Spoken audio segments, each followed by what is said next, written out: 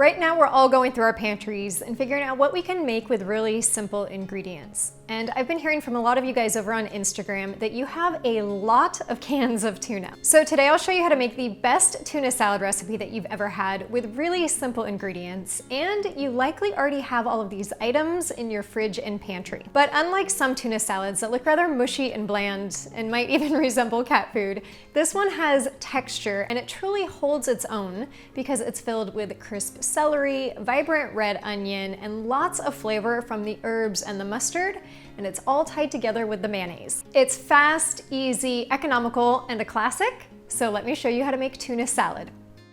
To get started, you'll need 2 cans of tuna, and my personal favorite is albacore tuna, but you can choose any variety. If your tuna is packed in water or oil, you'll want to open the cans and drain that off. Higher end brands like Wild Planet and Safe Catch aren't packed in any liquid. It's just the tuna steak, but you will get some naturally occurring liquid from the fish oils. Now, you don't technically have to drain this off, but I find for this particular recipe, it is a little too soft and creamy if I keep the liquid, so I will go ahead and drain it. Add your tuna to a mixing bowl, and because I've got solid pieces of tuna steak, I have to break it up a little bit with my fork to get it to come out. But you can see that the fish is nice and flaky and definitely not mushy. Next, you'll need to chop up 1 rib of celery. Celery gives our tuna salad some texture and crunch, not to mention fresh flavor. So I'll run the knife down the length of the celery 2 or 3 times, then slice across for nice crispy chunks. You can dice the celery as big or small as you'd like. I tend to like pieces about this big, but if you'd like the celery diced up smaller, feel free to do so. Then add that to the bowl. For a nice punch of flavor, I'll add about 2 tablespoons of diced red onion.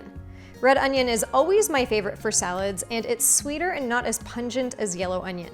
If you don't have red onion, you can add 2 tablespoons of sliced green onion or even diced shallot, which would impart a slight garlic flavor. But when it comes to key ingredients that make this the best tuna salad recipe, I'd say it's the fresh herbs, so definitely don't leave these out. Fresh herbs can easily elevate a recipe from good to great by adding depth of flavor and just brightening it up. And since we're now in spring, it's the perfect time to make use of those garden fresh herbs. So you'll need 1 to 2 tablespoons, and I'm using chives and parsley today, but feel free to use other herbs like dill, tarragon, thyme, oregano, or basil.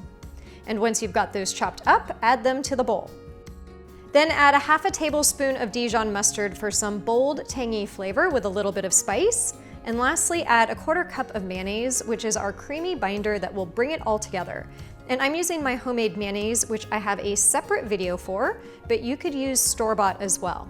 Then just season it with salt and pepper and give it a stir.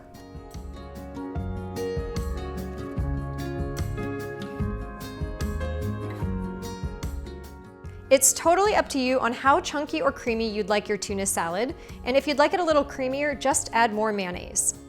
Tuna salad is a great recipe that you can enjoy on its own or with some crackers, but there's many creative ways to serve it as well.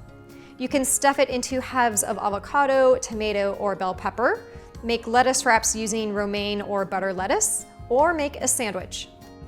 I'm opting for the latter today and using my favorite gluten-free bread. And since I know you guys are gonna ask which brand it is, it's Canyon Bakehouse.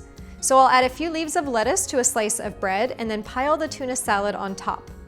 And just look at how chunky and creamy and colorful that salad is.